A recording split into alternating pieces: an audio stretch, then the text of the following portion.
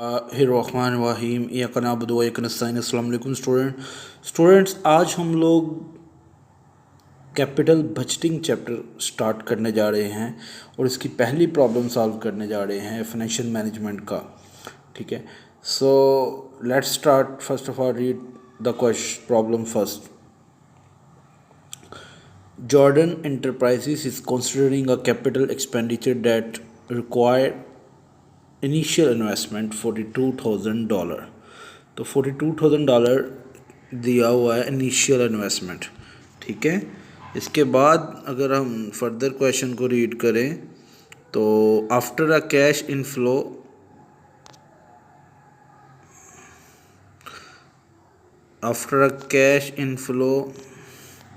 Of 7,000 per year for 10 year. तो cash inflow दिया हुआ है 7,000 पर ईयर हर साल फॉर 10 ईयर, 10 साल के। The firm has a maximum acceptable पे बैक पीरियड ऑफ 8 ईयर। पे बैक पीरियड फर्म जो है ना वो एक्सेप्ट करती है पे बैक पीरियड 8 साल ज़्यादा से ज़्यादा, इससे ऊपर वो एक्सेप्ट नहीं करती। मतलब वो ऐसा प्रोजेक्ट एक्सेप्ट करती है जो उसको 8 सालों में रिटर्न दे। तो determine the payback period for this project. Should the company accept the project? Why or why not? तो स्टूडेंट्स हम फॉर्मूला देख लेते हैं। पे बैक पीरियड निकालने का सिंपल सा फॉर्मूला आपके सामने है इस टाइम स्क्रीन में। इनिशियल इन्वेस्टमेंट को डिवाइड किया जाता है कैश इनफ्लोस।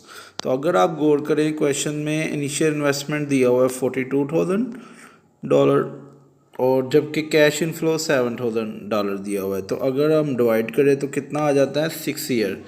तो कंपनी को ये प्रोजेक्ट एक्सेप्ट करना चाहिए। बी पार्ट में उसने पूछा था करना चाहिए या नहीं, यस करना चाहिए। Company should accept the project. Reason क्या है? Reason because the company maximum acceptable. ठीक है, कंपनी रीज़न ये लिखा हुआ है, वो दी क्वेश्चन में ही रीज़न लिख दिया उन्होंने। ठीक है, ये देखिए the firm because the firm has maximum acceptable पे बैक पीरियड 8 ईयर। ये रीज़न है जी, हम इसीलिए एक्सेप्ट कर रहे हैं क्योंकि ये 6 साल है ना।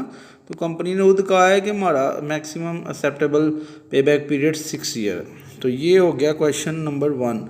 अब हम प्रॉब्लम नंबर 2 की बात करने जा रहे हैं। ठीक है, problem number 2, Nova products has a 5 year maximum acceptable पे बैक पीरियड। इसका ये मतलब होता है कि कंपनी ज़्यादा से ज़्यादा 5 साल जो रिटर्न देता है ना, 5 साल वो एक्सेप्ट करेगी pay back period. The firm is considering the purchase of new machine. नई मशीन खरीदना चाह रहे हैं। Must choose between 2 alternative ones. The firm machine require initial investment of 40,000। तो पहली जो मशीन है उसकी इनिशियल इन्वेस्टमेंट 40,000 है, जबकि cash inflow 3,000 for each of the next 7 year. Okay, the second machine require an initial investment 21,000 and cash inflow 4,000 for 20 year. तो दोनों machine की इनिशियल इन्वेस्टमेंट भी दी हुई है और कैश इनफ्लो भी दिया हुआ है। तो determine the pay back period for each machine.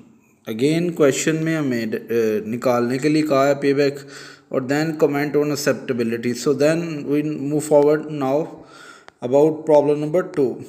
तो again determine the pay back period बहुत ईजी, आप जानते हैं फॉर्मूला।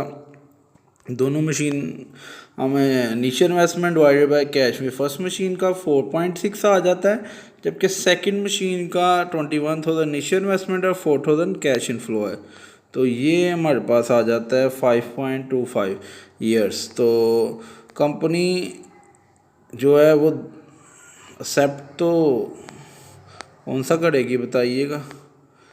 कंपनी का मैक्सिमम पे बैक एक्सेप्टेबल पीरियड कितना था? 5 ईयर। इस हिसाब से कंपनी कौन सा एक्सेप्ट करेगी? इस हिसाब से देखा जाए तो कंपनी आपको पता है पहले वाले ही करेगी मशीन। ठीक है, क्योंकि मैक्सिमम पे बैक पीरियड इसका ज़्यादा थोड़ा सा, बट देखा जाए तो ऑलमोस्ट 5 ही है। बट पहली मशीन का 4.6 है तो वो सूटेबल है। तो ये इसमें आप कमेंट करेंगे। तो ये थी 2 प्रॉब्लम्स। नेक्स्ट वीडियो में हम लोग नेक्स्ट प्रॉब्लम से स्टार्ट करेंगे। अगर आपका कोई भी क्वेश्चन है आप मुझे मेरे नंबर पे मैसेज करके पूछ सकते हैं, कमेंट्स पे पूछ सकते हैं। अल्लाह हाफिज़, स्टे ब्लेस्ड।